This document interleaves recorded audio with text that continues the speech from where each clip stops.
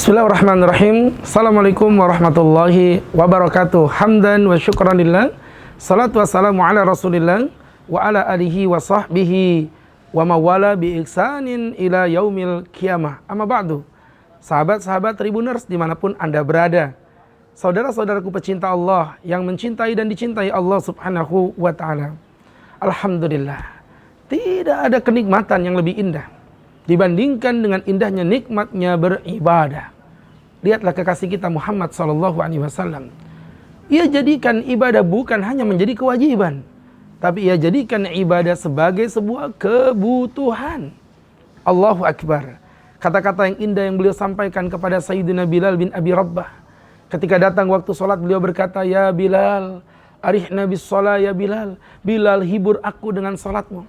Lihatlah bagaimana kata-kata Sayyidul Mustafa Muhammad SAW kepada sahabatnya, "Bacalah Al-Quran di hadapanku." "Ya Rasulullah, kaifa aqra' alaika Al-Quran?" Bagaimana mungkin aku membaca Quran di hadapanmu, wal Quran unzila ilaik, sedangkan Quran diturunkan kepadamu. Apa jawab Nabi Muhammad SAW? "Ini uhibbu an asma' min ghairi." Aku menikmati bacaan Al-Quran dari selain diriku sendiri. Lihatlah hamba Allah, Nabi tercintaku, Nabi tercintamu, Nabi tercinta kita semua, Muhammad SAW. Dengan indahnya, dengan syahdunya, beliau mengatakan ibadah sebagai sebuah hiburan. Begitu pula ketika beliau menyambut datangnya bulan Ramadan, jauh 2 bulan sebelum Ramadan. Nabi tercinta kita berdoa, Allahumma barik, ya Allah berkahilah fi Rajab wa Sya'bana, di bulan Rajab dan bulan Sya'ban, wa balighna ila Ramadan, dan sampaikan umurku ke bulan Ramadan. Apa hikmah dari semua ini?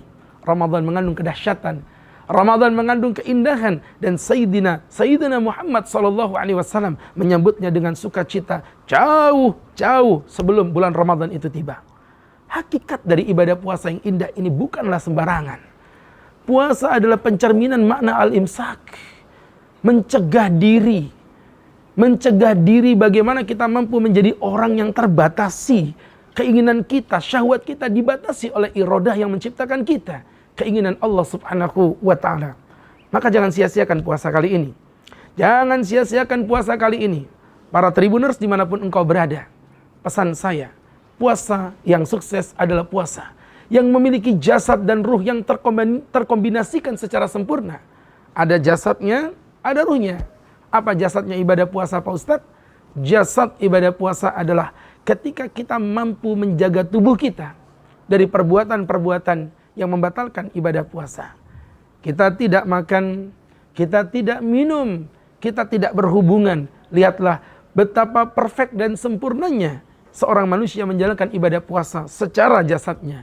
Tapi ini bukanlah apa-apa kalau kita tidak mengerti bagaimana menghidupkan ruhnya ibadah puasa. Dengan apa, Pak Ustadz? Dengan menghidupkan semangat kita untuk beribadah, dan bukan hanya meninggalkan perkara-perkara yang membatalkan ibadah puasa, tetapi bahkan kita meninggalkan hal-hal yang bisa jadi mubah, tetapi menghilangkan semangat kita untuk mencintai Allah subhanahu wa ta'ala. Lihatlah ketika kita meninggalkan makanan yang halal saja kita tinggalkan. Bagaimana mungkin kita melakukan di satu sisi sesuatu yang haram? Al-Imamul Ghazali rahimahullahu ta'ala, beliau pernah mengatakan, wa min gharaibis shaimin, dan dari uniknya orang yang berpuasa, anehnya orang yang berpuasa, hum yatrukunal halal, mereka bisa meninggalkan perkara yang halal, wa yaf'alunal haram, tapi di satu sisi mereka justru mengerjakan yang haram. Ketika mulut kita tidak makan dan tidak minum, tapi di satu sisi mulut kita berghibah. Ketika di satu sisi istri yang halal yang kita miliki, istri kita yang halal kita gauli, kita tinggalkan. Di satu sisi mata kita justru melotot ke wanita-wanita yang tidak semestinya. Ada kontradiksi, ada keanehan, dan itulah yang disampaikan oleh Al-Imamul Ghazali. Maka kalau kita memahami arti daripada ibadah puasa yang sesungguhnya, puasa bukan hanya meninggalkan makan dan minum. Puasa bukan hanya meninggalkan istri tercinta kita, tapi lebih jauh dari itu. Puasa juga menjadi sabab diri kita untuk meninggalkan hal-hal yang haram yang dibenci oleh Allah subhanahu wa ta'ala. Maka Imam Ghazali berpesan kepada kita pada 5 perkara. Yang pertama, hifdzul ain, menjaga tubuh kita dari virus-virus mata. pandangan-pandangan yang tidak semestinya. Ya, lihatlah surah An-Nur ayat 30 Allah berfirman, "Kullil mu'minin." Katakan hai orang yang beriman, yaghuddu min absarihim, hendaklah mereka menjaga pandangan mereka, wa yaghfadhu furujahum, hendaklah mereka menjaga kemaluan mereka. Buat apa ya Rabb? Dzalika azka lahum, itu lebih suci untukmu. Itu lebih indah bagimu. Maka Ramadan menterapi mata kita dari pandangan yang tidak semestinya. Yang kedua adalah hifdzul lisan, menjaga mulut. Berapa banyak orang-orang puasa yang mulutnya masih mengucapkan perkataan yang haram.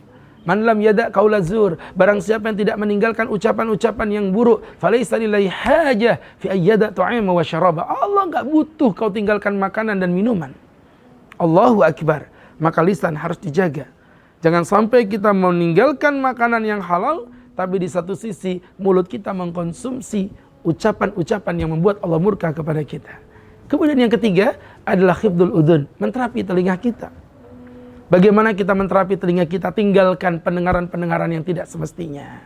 Tinggalkan pendengaran-pendengaran yang tidak semestinya. Tinggalkan musik-musik, tinggalkan pendengaran ucapan-ucapan ghibah. Fokus hanya mendengarkan murattal, mendengarkan ayat-ayat Allah subhanahu wa ta'ala. Demi Allah, kau akan menikmati sesuatu yang tidak pernah kau nikmati. Kemudian yang keempat adalah hifdzul galbi, menterapi hatinya dari rasa suudzon diri, dari kebencian hati kepada sesama manusia. Waspadalah, setan akan bergerak di titik ini tanpa kita terasa. Dan yang kelima atau yang terakhir, sahabat-sahabatku, hifdzul jawarih, menjaga diri kita dari perbuatan-perbuatan, jangankan yang haram, bahkan yang halal pun yang membuat kita dalam ketersia-siaan.